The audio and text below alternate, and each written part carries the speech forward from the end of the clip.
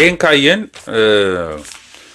ኢትዮጵያ ውስጥስ ዓለም ላይ ያለው ሄድ ስርዓት ነው፣ የጎግ ስርዓት ነው፣ የሐሳዊ መሲህ ስርዓት ነው ያለው። አገዛዙም አሁን የምናየውን ነው። እነዚህ ሶስት ያልናቸውን ስርዓተ መንግስቶች እግዚአብሔር ለሰው ልጅ የፈጠረውን አገልጋይነት፣ ጠባቂነት እና ዳኝነት የሚባለውን ነገር በሙሉ የማይፈጽም ነው። አንዱ እንኳን ቢጎል ይሄ ሰብአዊ ስርዓት ነው ልንለው አንችልም። ለምሳሌ ሰዎች ምግብ ሰጥተው ጥበቃ ሊያደርጉልህ ይችላሉ፣ ግን ዳኝነት ካልሰጡ፣ ፍርድ ካልሰጡ ይሄ ሰብአዊ ስርዓት ነው ልንለው አንችልም። አንዱ መጓደል የለበትም። ምክንያቱም ሰው ጥበቃ ኖሮት ምግብ ኖሮት ፍርድ ካላገኘ ምንድን ነው የሚጠቅመው? ወይም ፍርድ አግኝቶ ጥበቃ ኖሮት ምግብ ካላገኘ ምንድን ነው የሚጠቅመው?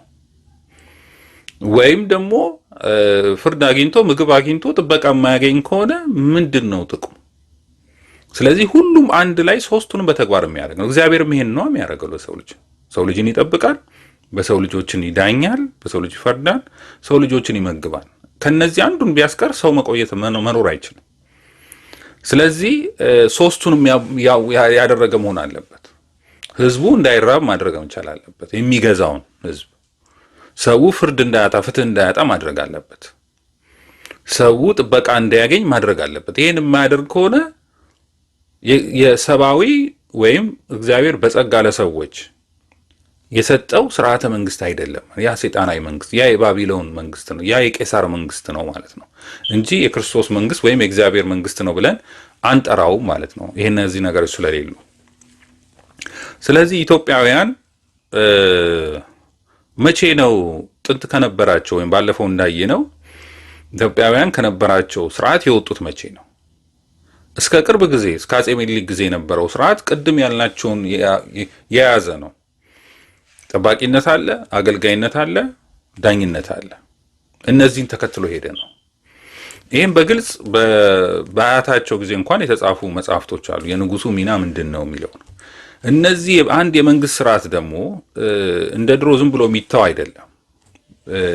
መንግስት የቆመው ይላል ፍትሐ ነገሥት፣ እግዚአብሔር መንግስትን የሰጠው በሊቃውንትና በመኳንንት ነው ይላል።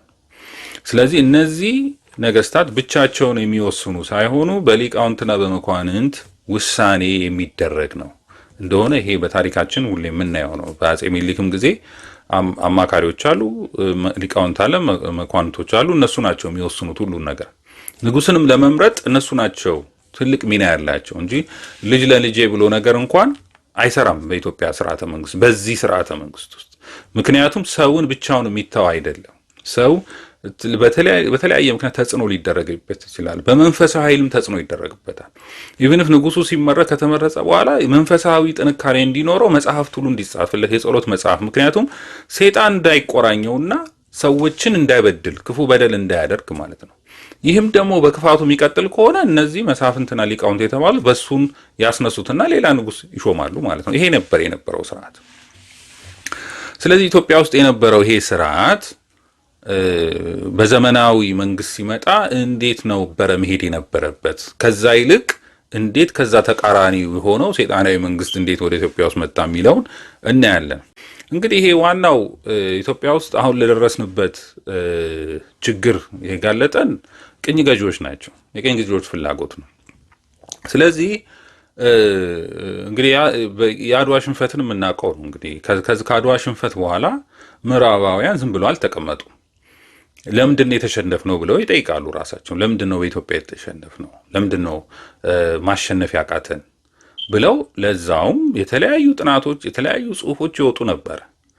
ስለዚህ ከአንደኛው ጽሁፍ አንደኛው ኢትዮጵያ ሃይማኖት ኦርቶዶክስ ሃይማኖት ነው። ስለዚህ ትልቁ ይሄንን ሃይማኖት ከመንግስት መለየት አለብን የሚል ትልቅ ፍላጎት ነበራቸው አውሮፓውያን። ስለዚህ ራሳችን ሊግ ኦፍ ኔሽን በሚመሰረትበት ጊዜ ወይም ሀገራችሁን አሳውቁ ብለዋል። ሊግ ኦፍ ኔሽንን መሰረት ነውና በሊግ ኦፍ ኔሽን ውስጥ ያሉ ሀገራት ከወረራም ይጠበቃሉ፣ ማንም አይነካችሁም። ስለዚህ የሊግ ኦፍ ኔሽን አባል ሆኑ በሚሉበት ጊዜ እነዚህ ምዕራባውያን ኢትዮጵያም በኃይለ ሥላሴ ዘመን ይሄን በንግስት ዘውዲቱ ጀምሮ ነው ይሄ ነገር የነበረው፣ ይሄ እንቅስቃሴ ወይም ፕሮሰስ የነበረው። ከዛ በኋላ ለዛ ሊግ ኦፍ ኔሽን ሲጠይቁ የተጠየቁት አንደኛው ከመንግስት ሃይማኖትን ከመንግስት ለዩ የሚል ነው ጥያቄ ነው። ሊግ ኦፍ ኔሽን አባል ለመሆን ሃይማኖትን ከመንግስት ለዩ ብለው ጠይቋቸው። ስለዚህ ይህም በጠይቋቸው መሰረት ኃይለሥላሴም እኔም ሃይማኖትን ከመንግስት ለያለሁ። ግን እንዴት ነው ሃይማኖትን ከመንግስት የለዩት ሲባል በዚህ በ1931 ዓመተ ምህረት ህገ መንግስት አወጡ። ወይም በኢትዮጵያ በ1923 ማለት ነው። በኢትዮጵያ በ1923 ህግ አወጡ። ይህ ህግ የመጀመሪያው ህግ ፍትሐ ነገስትን የሚተካ ተብሎ የወጣ ህግ ነው። እንግዲህ ያረጉት ምንድን ነው? እነሱ ምንድን ነው ሃይማኖት ከመንግስት መለየት ማለት ሲሏቸው፣ አይ ፍትሐ ነገስት የሚባለውን ስርዓት ከመንግስቱ ላይ ይለዩ፣ የዛኔ አዲስ ህገ መንግስት ያቋቁሙና የዛኔ ነው እንግዲህ ተለየ የሚባለው ነው። እንግዲህ እዛ ላይም በ23 በኢትዮጵያ አቆጣጠር ያን ህግ ሲያወጡ ዓላማው ፍትሐ ነገስትን የማውጣትና ሌላ መንግስት የመተካት ነው። ከዛ ላይ ተያይዞ ይሄ እንግዲህ ዋና ዓላማው ሃይማኖት በመንግስት ላይ ተጽዕኖ እንዳታደርግ የሚለይ ነው ብለው ነው የጻፉት። ሃይማኖት በመንግስት ላይ እንግዲህ በፍትሐ ነገስት ላይ ብዙ ነገሮች አሉ። ንጉሱንም ሊቆጣጠረው የሚችል ነገር አለ እና ያን ስላልተፈለገ መለየት ጀመሩ። ፍትሐ ነገስት ደግሞ ሲወጣ ሜዳ ላይ ነው የተጣለው እንጂ ለክርስቲያኖች እንኳን ይተዳደሩ። ድሮም ለክርስቲያኖች የሚሆን ህግ ነው ፍትሐ ነገስት ማለት እንጂ ለሌላው የሚሰራ አይደለም። ሲጀመር የሚዳኙበት ነበረው ክርስቲያኖች። ፍትህ ስጋዊ ላይ ምናልባት ሌሎች የመሬት ጉዳይ ስላለ፣ የርስት ጉዳይ ስላለ ሌሎች የማያምኑትም ሰዎች ሊዳኙበት ይችላሉ። ዳኝነት ደግሞ ፍትህ የሚሰጥ ነው ስርዓት። ህግ ማለት እኮ ፍትህ መፍትሄ የሚሰጥ ነው እንጂ ሌላ ተጽዕኖ የሚያደርግም አይደለም። ስለዚህ እነሱ ያልፈለጉት በመንግስት ስርዓት ውስጥ ሃይማኖት ተጽዕኖ ያደርጋልና ያ መውጣት አለበት የሚል ነው ያን የተደረገው። አሁን ይሄ ማለት ምን ማለት ነው? የበለዓም ታሪክ ነው የሚመጣው። ምክንያቱም እነሱ አጥንተዋል። ኢትዮጵያውያን ተሸነፍ ነው በምንድን ነው? ኢትዮጵያውያን ሃይማኖት ስላላቸው ይሄን ስላወቁ ልክ በለዓም እስራኤልን እርገምልኝ ብሎ ብር ተሰጥቶት እስራኤልን ሊረግም ይሄዳል። እንግዲህ ማሸነፍ ስላቃተው ማለት ነው፣ ያ እስራኤልን ለሞጋት የሚሄደው ንጉስ ማለት ነው። ስለዚህ ብር ይሰጠውና ሂድና እርገምልኝ ይለዋል። ምክንያቱም በለዓም የመርገብ ስጦታ የተሰጠው ነው። ስለዚህ ቢረግም ይደርሳል ብሎ ስላሰበን ያን ነገር ያደርጋል፣ ደግሞም ይደርሳል። ከዛው በለዓም ሄድና በመንገድ ሲሄድ መላእክቱ አጋጥሞት፣ ለዛውም ከመርገም ይልቅ እስራኤልን መርቆ ይመለሳል እንዳታደርግ ብሎ ስላለው ማለት ነው፣ መልአኩ ስላስጠነቀቀው። ስለዚህ መርቋቸው ይመለሳል ማለት ነው። ሲመለስ ንጉሱ ያገኘዋል። እንዴ ይሄን ሁሉ ወርቅና ብር ሰጥቼ እርገምልኝ ብለህ እንዴት ነው ከመርገም ጭራሽ መርቃቸው የተመለስከው? ሲልም ይሄን ማድረግ እንደማይችል መልአኩ እንደነገረው ለንጉሱ ይነግረዋል። ከዛ በኋላ ግን በለዓም ምን ይለዋል? ግን እኮ ሌላ አማራጭ አለ እስራኤልን የምታሸንፍበት አለው። ምን ላድርግ አለው? ጣዖት የሚያመልኩ ከወገኖች የሆኑ ሴቶችን ውሰድና ወደ እስራኤል ወንዶች ውሰድ። እስራኤሎቹ ሴታቸው አይሆንላቸውም እና ወደ እነሱ ሲሄዱ እነሱ ደግሞ ጣዖት አምልኩ ይበሏቸው። የዛኔ እነሱ ጣዖት ሲያመልኩ ከእግዚአብሔር ጋር ይጣላሉ። ከእግዚአብሔር ጋር ሲጣሉ በቀላሉ ብትወጋቸው ታሸንፋቸዋል አለ። ምክንያቱም የእስራኤል ኃይላቸው የነበረው እግዚአብሔር ነው። ከእግዚአብሔር ጋር ከተጣሉ እግዚአብሔር ኃይል አይሆናቸውም። ስለዚህ የዛኔ ይሸነፋሉ። ስለዚህ ይሄ ሊግ ኦፍ ኔሽንም ያደረጉት ይህንን ነው። በኢትዮጵያ ውስጥ ምንድን ያደረጉት? ከሃይማኖታችሁን እግዚአብሔርን ለዩ ነው ከመንግስታችሁ። በፊት እዛ ላይ የሚጠቅሰው የመንግስት ስርዓቱ ከፍትሐ ነገስት የመጣ ነው። ፍትሐ ነገስቱን አውጥተህ ስትጥል 318 ሊቃውንት የሰሩት ስርዓት ስትጥል ብዙ ነገር ነው ጥልህ አውጥተህ የምጥለው። ስለዚህ ምንም ያክል ጊዜ ሳይወስድ ወዲያውኑ ነው ይሄን ነገር እሺ ብለው ፍትሐ ነገስትን ያወጡትና ሃይማኖትን ከመንግስት ለይቻለሁ ብለው ደብዳቤ ጻፉበት። እኔ ጋርም አለ ደብዳቤ ለሊግ። ይሄ ደብዳቤ ሲጻፍ ደግሞ ንግስት ዘውዲቱ ነበር፣ የዛኔ አልጋ ወራሽ ነበሩ ኃይለ ሥላሴ። ንግስት ዘውዲቱ ሳያውቁ ነው ያ ደብዳቤ የተላከው። ወደ ሊግ ኦፍ ኔሽን ማለት ነው። ንግሥት ዘውዲቱ ሌላ በአማርኛ የተዘጋጀ ይህንን የማይጠቅስ አምጥተው ያኛውን ግን ወደዛ እንዲላክ አደረጉ ማለት ነው። ይሄን እንግዲህ ወደፊት በሰፊው እናየዋለን። እንግዲህ ለምን ውድቀታችን፣ ለምን ኃይለ ሥላሴስ እንደዚህ ምን አደረጉ፣ ምን አይነት አስተሳሰብ የነበራቸው ሰዎች ናቸው፣ ይሄ ለትምህርት እኛ የምንወያይበት ስለሆነ ወደፊት በደንብ ማየት እንችላለን። ለምን ወደቅን እንደዚህ ሆነን በሚለው እንትን ላይ ማለት ነው። እና በዛ የተነሳ ወዲያውኑ እንግዲህ በ1923 በ1928 ጣሊያኑ ኢትዮጵያን ወረረ ማለት ነው። ምክንያቱም እግዚአብሔርን ትተናል፣ እግዚአብሔርን ኃይል ማድረግ አቁመናል፣ ፍትሐ ነገሥት አይሆንም ብለን። ፍትሐ ነገሥት ደግሞ አወጣጡ እንዴት ነው? ብዙ ሰው የሚመስለው ፍትሐ ነገሥት በቃ ለቤተ ክርስቲያን የቀረ አድርገው ነው። አይደለም። የተደረገው ፍትሐ ነገሥት እንዲጣል ነው የተደረገው። ለምንድን ነው? አንድ ህግ ተርጓሚ፣ ህግ አስፈጻሚ እስከሌለው ድረስ ህጉ በራሱ አይሰራ። ስለዚህ ፍርድ ቤት ሲቋቋም ለሌላ ወይ ፍትሐ ብሔር ተብሎ ወይ ሌላ ህግ ሲቋቋም ለዛ ዳኛ ፍርድ ቤት እንደተቋቋመ ሁሉ ፍትሐ ነገሥቱ ሊሰራበት የሚችለው ፍርድ ቤት መቋቋም ነበረበት። መንፈሳዊ ፍርድ ቤት ማለት ነው። መንፈሳዊ ፍርድ ቤት ቢቋቋም ኖሮ ፍትሐ ነገሥት አይጣልም ነበር። ቢያንስ ክርስቲያኖች ያንን ህግ ይተዳደሩበት ነበር። ግን ይሄ አልተደረገም። ስለዚህ ነው እስካሁን ድረስ ያለው በቤተ ክርስቲያን ያለው ችግር ሊፈታ ያልቻለው ፍትሐ ነገሥትን የሚዳኝ ወይም ህጉን የሚተረጉም ወይም ህጉን የሚያስፈጽም ፍትህ መንፈሳዊ ፍርድ ቤት ስለሌለ ነው። አሁንም ቤተ ክርስቲያን ችግር ውስጥ ይወደቅ ነው። እንግዲህ አሁን አይታችኋል። ለሌሎቹ ለሙስሊሞቹ የሸሪያ ፍርድ ቤት ተብሎ ተፈቅዶላቸዋል። ኢትዮጵያ ኦርቶዶክስ ቤተ ክርስቲያን ግን መንፈሳዊ ፍርድ ቤት ላቋቁም ብላ ስትጠይቅ እስካሁን ድረስ ፈቃደኛ የሆነ የለም። መንግስትም አልቀበልም ብሎ እስካሁን ይዘውት ነው ቁጭ ያሉት። ይሄ ምንድን ነው? ቤተክርስቲያን ላይ ምን ያክል ተጽዕኖ ለማድረግ የታሰበ መሆኑን ነው የሚያሳየው፣ እነዛ ነጮቹ የሚያደርጉን ተንኮል ማለት ነው። ስለዚህ ይህን ካረግን በኋላ ወዲያው በ1928 ጣሊያን ተመልሶ ኢትዮጵያ መጣ፣ ኢትዮጵያን ወረረ። ንጉሱም ከኢትዮጵያ ወጥተው ወደ ሊግ ኦፍ ኔሽን ቢሄዱ እንግዲህ እሳቸው ይህን የፍትሐ ነገሥትን ወይም እግዚአብሔርን ወይም ቤተክርስቲያንን ከመንግስት የለያለው ያሉት ሊግ ኦፍ ኔሽን ለመግባት ነው። ሊግ ኦፍ ኔሽን ስትገባ ደግሞ ምን አለ? ሊግ ኦፍ ኔሽን የሆኑ አባላትን አያወርርም የሚላል። ስለዚህ ዳግም እንደ አድዋ አይነት ወረራ እንዳይደረግብኝ በዙሪያ ያሉት እንግሊዞች፣ ፈረንሳዮች፣ ጣሊያኖች መልሰው ኢትዮጵያን እንዳያወሯት ለጋራንቲ ለማግኘት ነበረ ወይም ዋስትና ለማግኘት ነበር ሊግ ኦፍ ኔሽን የገቡት። ግን ያ ዋስትና ሊሆናቸው አልቻለም። ምንድነው? በተቃራኒው ሊግ ኦፍ ኔሽን ላይ ሄደው ተወርር ያለው ብለው ሲጠይቁ ሳቅና ስላቅ ነው ያደረጓቸው። ሳቁባቸውና አዋርደው ነው ከሊግ ኦፍ ኔሽን መድረክ ላይ ያባረሯቸው። የሚሄዱበት አጥተው ነው ወደ እስራኤል በኋላ ላይ እዛ የተቀመጡት። መሄጃ ሲጠፋ እዛ ሄደው ተቀመጡ። ሆኖም ግን እግዚአብሔር ተዋጊ ነው፣ ስሙም እግዚአብሔር ነው። እግዚአብሔር ብቻውን ተዋግቶ በ5 ዓመት ውስጥ በአድዋ ጦርነት ላይ የፈጀብን 5 ሰዓት ነበር።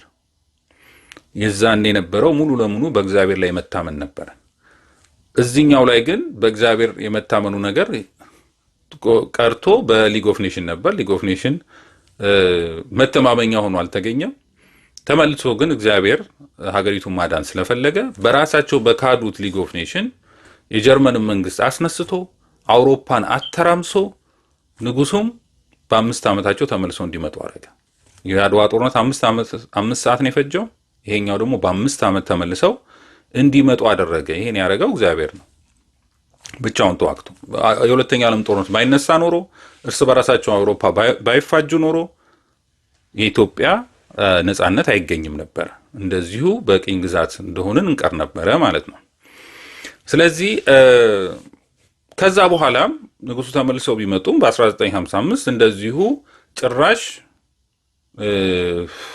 ስለ ፍትሐ ነገሥትም አይደለም ሌላ አዲስ ህግ ወጥቶ ንጉሱ ራሳቸው ቤተክርስቲያንን ኮንትሮል የሚያደርጉ ወይ ቤተክርስቲያን የበላይ ጠባቂ የሚሆኑበት መንገድ ነው የተመቻቸው።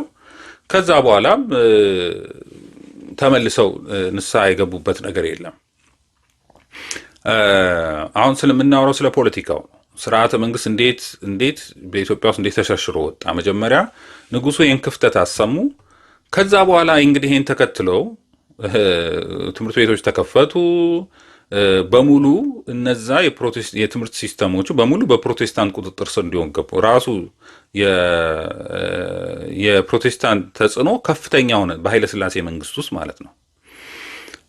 እነዚህም ዋናዎቹ የአንግሊካን ሚሽነሪዎች እና የኖርዌይ ሉተር ሚሽነሪዎች ትልቁ ሚና ይጫወታል። ግን ኖርዌዎች መጥተው በኃይለ ሥላሴ ጊዜ በሰፊው እንቅስቃሴ ያደረጉት የነበሩ እነሱ ናቸው። በ1948 ለምሳሌ አሁን የኢትዮጵያ ኢቫንጀሊካን ኮሌጅ ተብሎ የሚባለው ይሄ ኩየራ የሚባለው ትምህርት ቤትን በ1947 ነው የከፈቱት በኃይለ ሥላሴ ወይም በኢትዮጵያ አቆጣጠር በ1939 እሱን ትምህርት ቤት ከፈቱ። እነዚህ ኖርዌዮች ናቸው። ከዛ ኖርዌዮች ትልቅ ተጽዕኖ ትምህርት ቤትን በመክፈት ሌላው ደግሞ በንጉሱ ላይ በቤተ መንግስቱ ዙሪያ በጣም ከፍተኛ ስራ ነበር ሲሰሩ የነበሩት። የነገስታቱ የመኳንንቱን ቤተሰቦች ወደ ፕሮቴስታንት የመቀየር እንደፈለጉ የፕሮቴስታንት ቸርቾች በዚህ በ4 ኪሎ በተለያዩ ቦታ ላይ እንዲከፈቱ የተደረገው በዛን ወቅት ነበረ። ሌላው ቀርቶ ዛሬ የሚስጥር ማህበር ተብሎ የሚታወቀው ፋሚሊ የሚባለው የጸሎት ፕሮግራም የጀመሩት እነዚህ የኖርዌይ ሰዎች ናቸው። እነዚህ እና ኢትዮጵያ ውስጥ ራሱ በኃይለ ሥላሴ ጊዜ ይሄ ስነስርዓት ተደርጓል። በተለይ በአሜሪካ ውስጥ የሚደረግ አሁን በኬንያ ውስጥ አይተናል። በተለያዩ ሀገራት እነዚህ ምንድን ነው የፕሮቴስታንት የሆኑ የዓላማው ምንድን ነው የዚህ ፋሚሊ የሚባለው የሚስጥር ማህበር ፕሮቴስታንት መሪዎችን ወደ ስልጣን ማውጣት ነው። ወደ ስልጣን ከመጡ በኋላ ደግሞ እነሱ በእግዚአብሔር የተሾሙ ስለሆነ ምንም አይነት ወንጀል ቢሰሩ ምንም አይነት ነገር ቢሰሩ ኃጢአት የማይሆንባቸው መሆናቸው ነው። እንግዲህ በእነሱ አማካኝነት ሌላውን ዓለም መቆጣጠር ማለት ነው። በየትኛው ዓለም ላይ ያሉ ሀገራት ላይ የፕሮቴስታንት መንግስት ወይም የፕሮቴስታንት ስርዓት መንግስቱን እንዲቆጣጠር ማድረግ ማለት ነው። ይሄ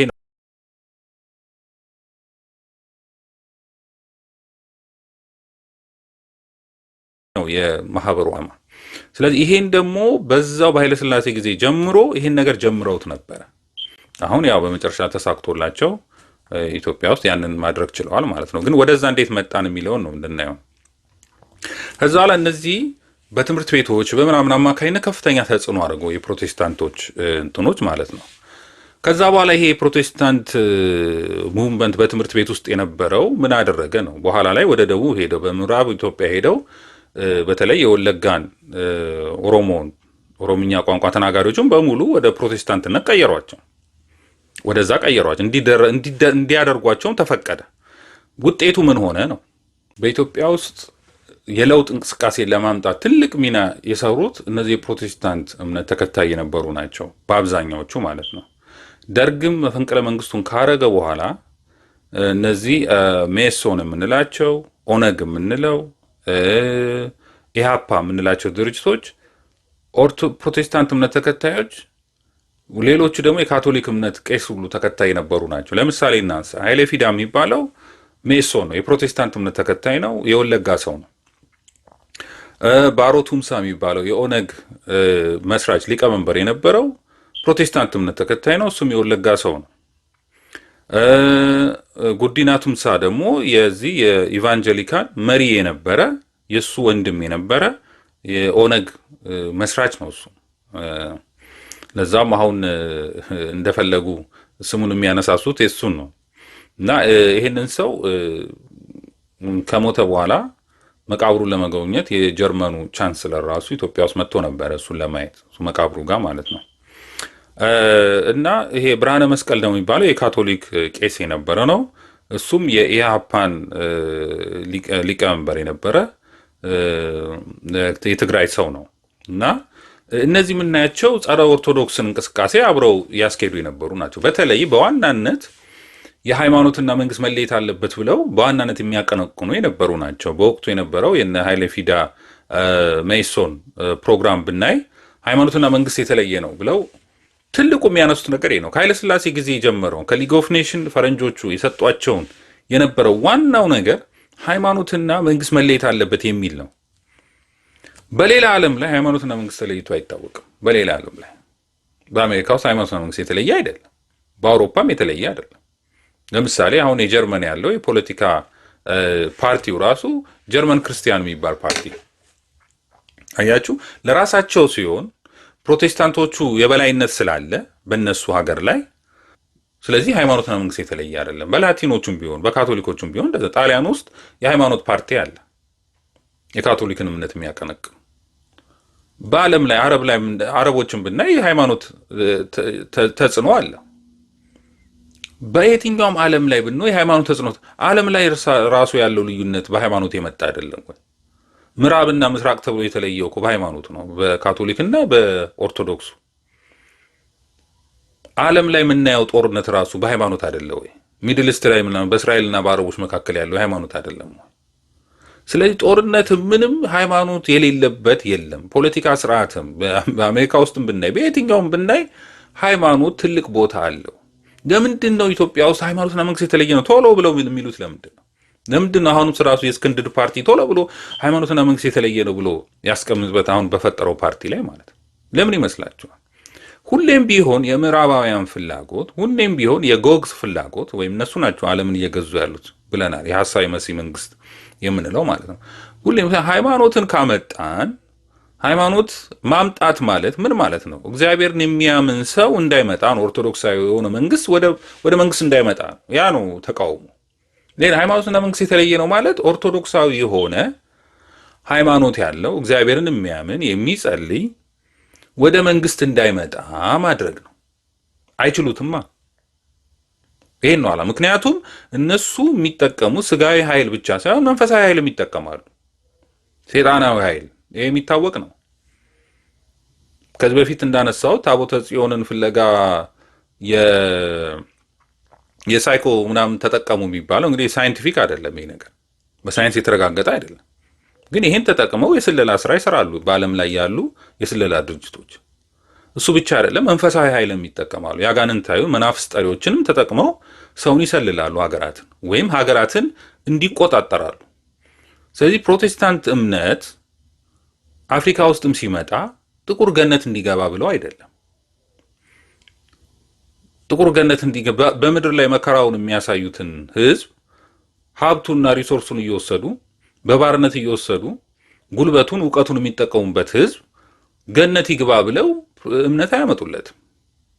ስለዚህ ይሄ እምነት መንፈሳዊ ቁጥጥር ለማድረግ ነው፣ ለመቆጣጠር ነው። በስጋ ብቻ ሳይሆን በመንፈሳዊ ኃይልም ባርነትን ለማድረግ ስላሰቡ ነው የፕሮቴስታንት እምነት። የፕሮቴስታንት ዓላማው ይሄ ነው። ስለዚህ በኢትዮጵያ ውስጥም ወደ ፕሮቴስታንትን እምነት ወይ እምነት ተከታዮች የሆኑ ጥቁር ኢትዮጵያውያንን ወደ ስልጣን ማምጣት ነው የተፈለገው። ከኃይለ ሥላሴ ጊዜ ጀምሮ ሂደቱን ስናይ በደርግም ጊዜ ይሄ እንቅስቃሴ ሲነሳ እና ዴፊዳ ናቸው ደርግን ዋና መሪ የነበሩት፣ ከኋላ የነበሩ የሜሶኑ ማለት ነው። ከደርግ ጋር ሆነው ስንት ህዝብ እንዳስጨርሱ የምናውቀው ነው። እንደዚሁም የአፓም ሆነ ግን እነዚህ ሁሉ ጸረ ኦርቶዶክሶች ነበሩ። ደርግም ጸረ ኦርቶዶክስ ነበር፣ የአፓም ጸረ ኦርቶዶክስ ነበር፣ ሜሶንም ጸረ ኦርቶዶክስ ነበር፣ ኦነግም ጸረ ኦርቶዶክስ ነው፣ ወያኔም ጸረ ኦርቶዶክስ። ስለዚህ ይሄ ነው የነበረው እውነታ። እነዚህ ሰዎች ደግሞ ሃይማኖታቸው ኦርቶዶክስ እምነት ተከታይ የነበሩ አይደሉም። በኋላ ውሃቶችን ብናይ በአብዛኛው የካቶሊክ እምነት ተከታዮች ናቸው። ምክንያቱም ካቶሊክ ወርሶ በዚህ በናሽናሊዝም ውስጥ ገብተዋል፣ በሰይጣናዊ መንግስት ውስጥ ገብተዋል። እነሱ ትክክለኛ መንግስት ናቸው ብለን የምናስብ አይደለም። ጣሊያን ኢትዮጵያን በወረረ ጊዜ ያደረገውን የምናውቀው ነው። ከ2000 በላይ ቤተክርስቲያኖች እንዲቃጠሉ አድርገዋል። 1 ሚሊዮን የሚቀጠሉ ሰዎች እንዲጨፈጨፉ አድርገዋል። ይሄን ያደርጉ ካቶሊኮች ናቸው፣ ተባባሪዎች ነበሩ። ይሄ ነው የሰይጣናዊ መንግስት ምንለው፣ ይሄ ነው የቄሳር መንግስት ምንለው። ስለዚህ አሁንም ያለው አስተሳሰብ ይሄ ነው። በቀኝ በእጅ አዙር ነው ያለው ሁሉ ነገር። አሁንም አፍሪካውያን እንዳያድጉ ወይም ጥቁሩ እንዳያድጉ ወይም እንዳይለወጥ የሚያደርጉት በእጅ አዙር እነሱ እንደሆኑ ግልጽ ነው። ይሄው የቄሳር ስርዓት ነው። ይሄ ቄሳራዊ ስርዓት ነው። ስለዚህ ኢትዮጵያ ውስጥም ይሄ አሁን የደረስንበት ደረጃ የደረስነው በድንገት ሳይሆን አንድ በአንድ እየተባለ እየተነቀለ እየመጣ መጨረሻ ላይ ባዷችን ቀርተን ዛሬ የቤተ ክርስቲያናችንን መሬት እንኳን መጠበቅ አልቻልንም። ዛሬ ባንዲራዎቻችን እንደ ጠላት የተቆጠሩት ለዛ ነው። ቤተክርስቲያናችን እንደ ጠላት የተቆጠረችው ለዛ ነው እንጂ ተነስቶ በአንድ የመጣ ነገር የለም። ስለዚህ አሁንም አላማው የጎግ አላማ ወይም የሐሳዊ መሲህ መንግስት አላማ አሁን ያለው በኢትዮጵያንንም በዛ ባርነት ውስጥ እንድንወድቅ ነው ያደረጉን ማለት ነው።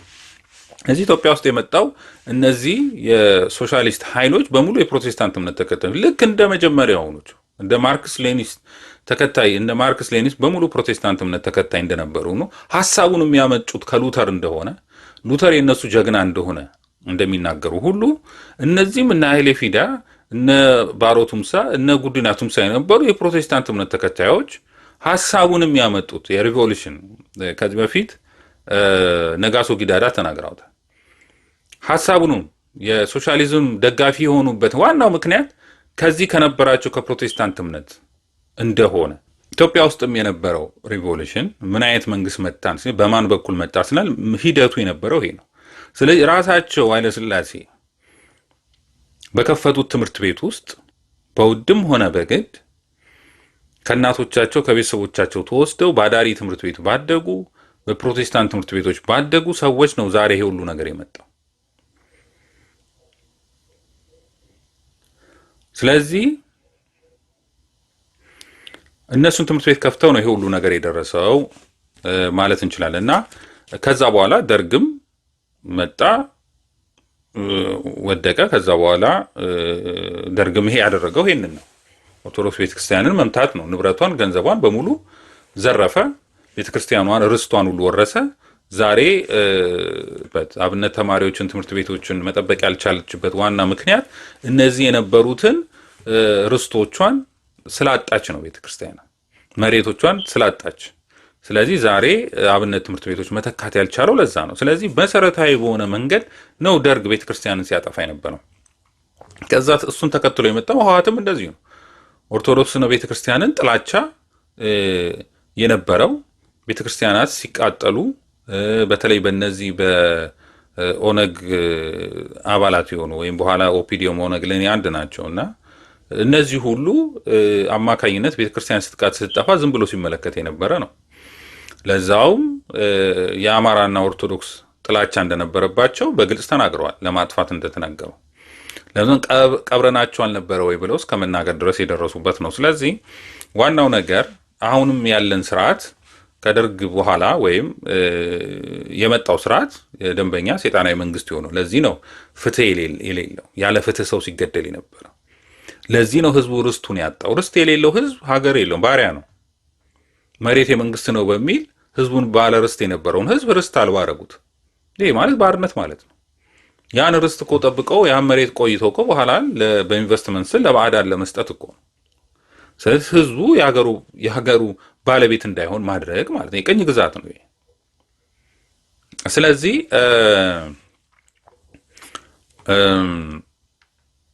ከዛ ለመሬቱን ወረሱ።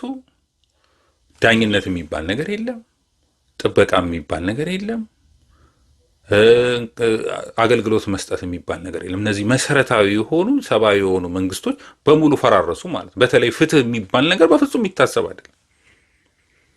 ፍትህ የሚባል ነገር ኢትዮጵያ የፍትህ ሀገር የነበረች ራሱ ፍትህ የሚባለው ቋንቋው ራሱ ያለን የነበረው ሰዎች ፍትህ አልባ እንደፈለጉ ሰዎች በሜዳ የሚገደልበት ሆነ። በድሮ ጊዜ ነገስታቶች በተለይ በጎንደር ዘመነ መንግስት እንኳን ሰው እንስሳት ሁሉ የሚዳኙበት የነበረበት ወቅት ነበር። በቤተ መንግስታቸው ደጃፍ ደውል ይቀመጣል። ተበደልኩ ያለ ያን ደውል ይደውላል። የንጉሶቹ ጠባቂዎች ሄደው ያን ሰው ያመጡታል። ተበደልኩ የሚለውን ይፈርዱለት ነበር። ዳኝነት የአንድ መንግስት መለኪያ ትልቁ መለኪያ ዳኝነት ነበር፣ ፍትህ ነበር። በዚህ በሀበሻ ጀብዱ በተባለው መጽሐፍ ላይ ገጽ 22 ላይ ምስክርነትን የተሰጠው ሰው ኢትዮጵያ ውስጥ ያለው ፍትህ ልክ እንደ ሰሎሞን ፍትህ ነው ብለው የውጭ ሰዎች እንደሚመሰክሩ ተናግረዋል። እና ህዝቡ በከፍተኛ ደረጃ ዳኞችን ራሱ መፈተን እንደሚወድ ምን አይነት ፍርድ ሰጡ ዛሬ ከሌድ ይሄን ያህል ፍርድ ሰጠ ተብለው በጣም የሚሞካሽበት ጊዜ ነበረው። የዕለት ሁሉ ፍርድ ነበር። ዳኞች ነበሩ። የዕለት ገበያ ላይ የሚቀመጡ ዳኞች ነበሩ። የዕለት ዳኝነት የሚባል ኢትዮጵያ ውስጥ አለ? አይታሰብም። እንኳን አይደለም በአመትም በሁለት ዓመትም ሰው ፍርድ የማያገኝበት ነው። የዕለት ዳኛ ነው። በአንድ ቀን ጉዳዩን ሰምቶ በአንድ ቀን የሚፈርድ ማለት ነው። ይሄ እና በኢትዮጵያ ውስጥ የነበረው የፍትህ ስርዓት በጣም ትልቅ እንደነበረም ያሳይ ነው። አሁን እንደዛ ብሎ ነገር የለም። ወያኔ መጣ እንደዛው ያለ ፍትህ ሰው ይታሰራል፣ ያለ ፍትህ ሰው ይገደላል። ሰው ከዕለት ዕለት የኑሮ ክብደት ከፍተኛ ነው። ድሃዎች የሚረዱበት፣ ድሃው የሚፈናቀሉበት። መጀመሪያው ህዝቡን በዓለም መሬት አልባ አድርገውታል። እንዴት በሀብት ሊያፈራ ይችላል? ሲጀመር መሬት የሌለው ሰው ሀብት ማፍራት የለውም። ከዛ በኋላ የመጣው መንግስት ደግሞ አሁን ያለው መንግስት ደግሞ እንደዛው ድሃ አልይ የሚል መንግስት ነው የመጣው እና ፍርድ ቤት የለም፣ ዳኝነት የለም፣ እንደፈለገ ይፈታል። እስረኞቹን እኮ ፈታ ይባላል። እስረኞቹን ለቀቀ የሚባለው በመሪ ነው። ፍርድ ዳኝነት የሚባል ነገር የለም። ስለዚህ ይሄ የሆነው ይሄ ስርዓተ መንግስት ሰብአዊ ያልሆነ ስርዓተ መንግስት፣ እግዚአብሔር በጸጋ ያልሰጠው ስርዓተ መንግስት፣ የኢትዮጵያ ውስጥ ያለው ሀብተ መንግስት በዚህ ምክንያት ነው የተገፈፈው። ሃይማኖትን ከቤተ ክርስቲያን መለየት ማለት ክርስቲያን የሆነ ወይም ኦርቶዶክሳዊ የሆነ ስልጣን ላይ እንዳይወጣ ማገጃ መስመር ነው የሆነው፣ ሌላ አይደለም። እንደምናስቡ ሰዎች አንዳንዶቹ ሌላ አይነት መንገድ ያስባሉ። እሱማ በራሳችን እኮ በፍትሐ መንግስት እኮ የተቀመጡ አሉ እኮ ጳጳሱ ከመንግስት ጋር አብረው እንዳይሰሩ። ለዛ አንድ ጳጳስ አንድ ባሪያ ለሁለት መንግስት መገዛት አይችልም ብለው ያስቀመጠው ራስ ህግ አለ። ጳጳሱ ገብተው እኮ በቤተ መንግስቱ ገብተው ስራ ይሰራሉ ማለት አይደለም። እነሱማ የተለያዩ ነው፣ በህግ ራሱ ተቀምጧል። አንድ ዲያቆን ወይም አንድ ካህን ያለ ጲስቆጶሱ ፍቃድ ወደ መንግስት ቦታ መሄድ አይችልም ይላል። ፍትሐ ነገሥት ጉዳይ ከሌለው ጳጳሱ የሚፈልጉት ነገር ከሌለ እሳቸው ጽፈውለት ካልሆነ ያለበለዚያ መገናኘትም ከቤተ መንግስት ሰዎች ጋር ማለት ነው። እስከዚህ ድረስ ሃይማኖትና መንግስቱን የለዩበት መንገድ አለ፣ በስራ ነው። ምክንያቱም የሃይማኖት መሪዎች ከመንግስት ጋር ተለጥፈው ህዝቡን እንዳይጎዱት ማለት ነው። ከቄሳር ጋር ተለጥፈው ህዝቡን እንዳይጎዱት። አሁን እኮ የሆነው ለቄሳር ተገዢ ነው የሆኑት። ቄሳር ከነሱ የበላይ ሆኖ እነሱን የፈለገም እንዲያደርግበት ነው የተደረገው። ቄሳር ነው የበላይ ነው። ኃይለ ሥላሴ የሚያነግ እኮ ያነሱት እኮ ከቤተ ክርስቲያን ስር መሆኑን ስላልፈለጉ ነው። ፍትሐ ነገሥት ስር መሆን ማለት ከቤተ ክርስቲያን ስር መሆን ነው ብለው ነው የተጻፈው። ያን ስላልፈለጉ እሳቸው ከቤተ ክርስቲያን በላይ ነው መሆን የለም። በ1947 በወጣው ህግ ንጉሱ የኢትዮጵያ ኦርቶዶክስ ቤተክርስቲያን የበላይ ጠባቂ ናቸው ይላል። ስለዚህ ከዛም የቀጠለው ደርግም የቤተ ክርስቲያን የበላይ ጠባቂ ሆነ፣ ወያኔም የቤተ ክርስቲያን የበላይ ጠባቂ ሆነ፣ ጳጳስ ሿሚ ሻሪ ሆነ፣ አብይም የቤተ ክርስቲያን የበላይ ጠባቂ ሆነ፣ ጳጳስን ሿሚ ሆነ፣ የፈለጉትን እንዲያደርጉ የሚያዛቸው ሆነ፣ እንደፈለጉ የሚያደርጉት። ስለዚህ ያ ስርዓት ነው የተፈጠረው። ቤተ ክርስቲያን ከመንግስት ለምንድን ነው እነሱ ከኛ የማይለዩት? አይለዩም። ለዚህም እኮ ነው መንግስት በተቀየረ ጊዜ የሃይማኖት መንግስት የተቀየረው። ኃይለ ሥላሴ ሲወድቁ ሌላ ጳጳሱ ሞተው ሌላ ጳጳስ ነው የተሾመው። ይሄን ያደረገው መንግስት ነው። ኢህአዴግ ሲመጣ ጳጳሱን አባሮ ሌላ ጳጳስ ሾመ። ይሄን ያደረገው መንግስት ነው። ወያኔ ሲወድቅ ደግሞ አብይ መጣና ኑን ሄኛን ተመለሱ አለ። በቤተ ክርስቲያን ውስጥ እንደፈለገ የሆነው ካባ የተለበሰው ምን ያደረገው ምንድን ነው? ያ መንግስት ጣልቃ ገብነት ነው።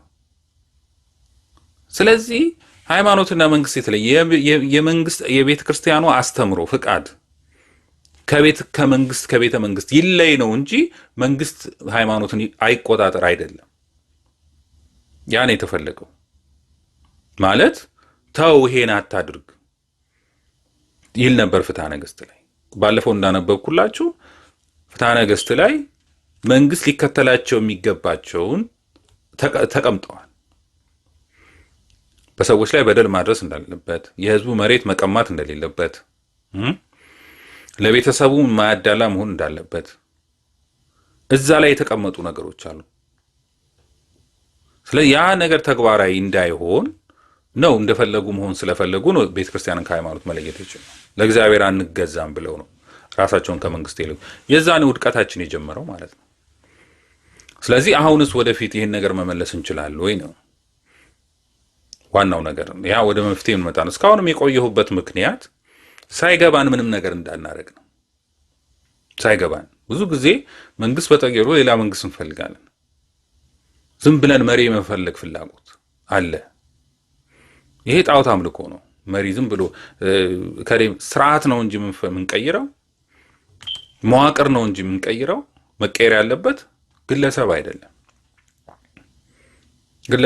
ግለሰብ ከሆነ ጣዖት አምልኮ አለብን ማለት ነው። በሰዎች ላይ ለምንድን ነው አምልኮ? ደርግ ሲመጣ መንግስቱ ተባለ፣ ከጓድ መንግስቱ ጋር ምናምን ተባለ፣ አውሬ ሆነ። ወያኔ ሲመጣ መለስ ዲክታተር ሆነ።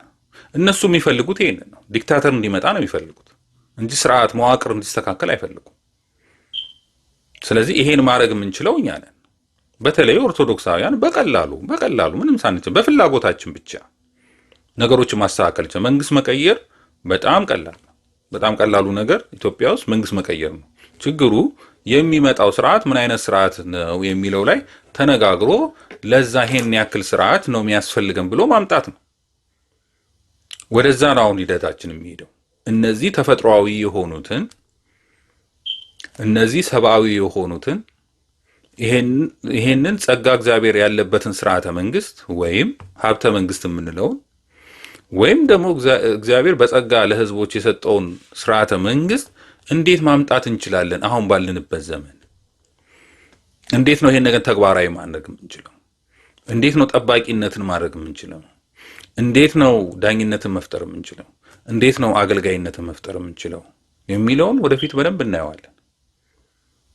ይሄን ማድረግ እንችላለን። ይሄንን ማድረግ በቀላሉ የምንችልበት መንገድ አለ። ስለዚህ ይሄንን እንዲመጣ ነው እንጂ ይሄን ስርዓት ነው እንጂ የምናመጣው የሆነን ሰውን አምጥተን እከሌ የሚባል መንፈስ ነው ምናምን ብለን አምጥተን መጨረሻ ላይ እኛኑ የሚገድል እኛኑ የሚያፈናቅል መሆኑም አይቀርም። ይሄን ያክል ይሄን መንገድ ተከትሎ የሚሄደው ደግሞ ይሄው ራሱ የሰይጣናዊ መንግስት ነው። ምክንያቱም የሱ የሚሄድበት መንገድ ዲክታተርሺፕ ነው የሚያመጣው። በጥንትም ጀምሮ እስካሁንም ድረስ በግለሰቦች ላይ እያደረ በክፎች ላይ እያደረ ራስ ወዳድ ሰው በተፈጥሮ ራስ ወዳድ ነው።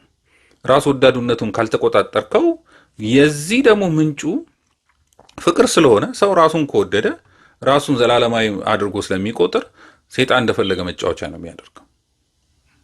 ውድቀት የሚጀምረው ከዚህ ነው፣ ከራስ ወዳድነት ነው። ስለዚህ እንደዚህ አይነት መሪዎችን ለማውጣት ግዴታ ራሳቸውን የሚወዱ ሳይሆን ፍቅር ያለህ ሰው ፍቅር ያላቸው መሆን አለባቸው። ወደዛ የሚመጡት ከሆነ ለነሱ ደግሞ መዋቅር ያስፈልጋል፣ ስርዓት ያስፈልጋል። ሌሎች መሪ ደግሞ አንድ ብቻ አይሆንም፣ ብዙ መሪዎች ናቸው የሚሆኑት። ሀገር ራሱ በምክር ነው እንጂ የምትቀናው ዝም ብሎ በአንድ ግለሰብ አይደለም፣ ፍላጎት አይደለም።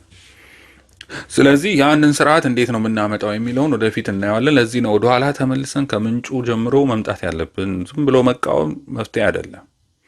ስለዚህ ምን አይነት ስርዓት ነው ለኢትዮጵያ የሚያስፈልገው ብለን ወደኋላ ተመለሰን ታሪካችንን አይተን አባቶቻችን ምን አይነት ስርዓትን ነበር ተከትለው የሚሄዱት የነበሩት፣ ዓለም ላይ ለዓለም የሰጡት ስርዓት መንግስት መጣ የሚባለው ከኢትዮጵያውያን ከሆነ ኢትዮጵያውያን ለዓለም የሰጡት መንግስት ምን አይነት መንግስት ነው?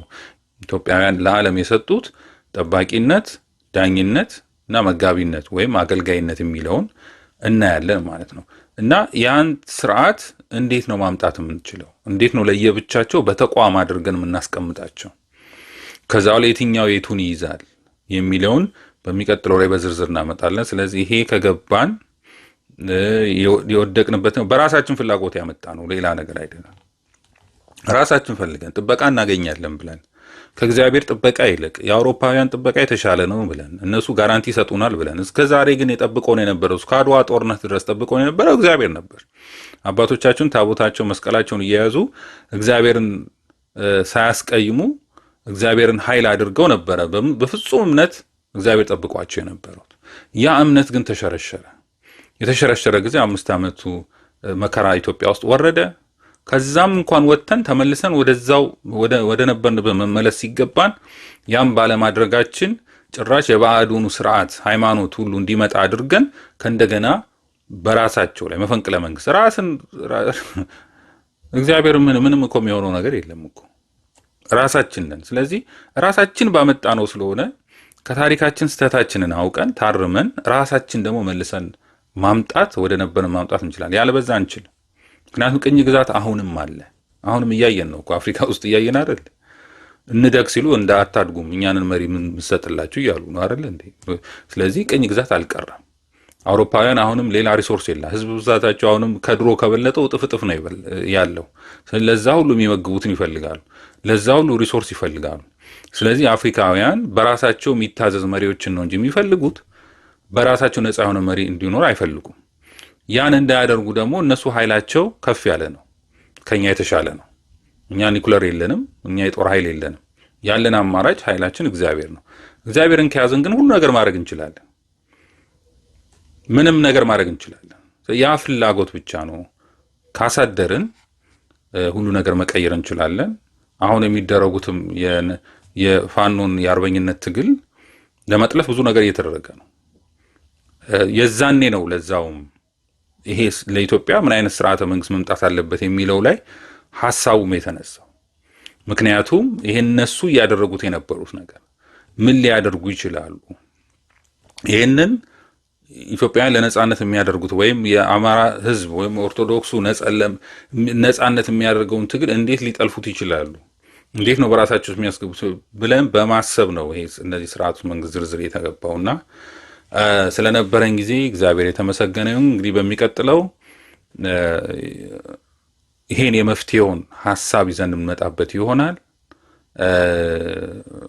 እነዚህን ሶስቱ የሆኑትን ጠባቂነት፣ አገልጋይነት እና ዳኝነት እንዴት በስራ ላይ ማውረን ይቻላል፣ እንዴት ምን አይነት ስርዓተ መንግስት አሁን ካለንበት ሁኔታ ጋር ተጣጥሞ የሚሄድ ስርዓተ መንግስት ማምጣት እንችላለን የሚለውን እናነሳና ከዛ ወደ ሌሎች ጉዳዮች እንሄዳለን። መጀመሪያ መፍትሄ ሳንሰጥ አሁን ያለውን የሀገሪቱን ሁኔታ መገምገም መተቸት ስለማይቻል ቅድሚያ ወደ መፍትሄው ሄደን ከዛ በኋላ ደግሞ አሁን ያለውን ሁኔታ በደንብ ማስረዳት እንችላለን። አሁን የደረስንበት የውድቀት ደረጃ የደረስነው ሂደት ግን በራሳችን ፍቃድ እንዴት ሰይጣናዊ የሆነውን ስርዓተ መንግስት በኢትዮጵያ ውስጥ የመጣበት መንገድ በእንደዚህ መሆኑን ለማሳየት ነው። ለአሁን ሰላሙን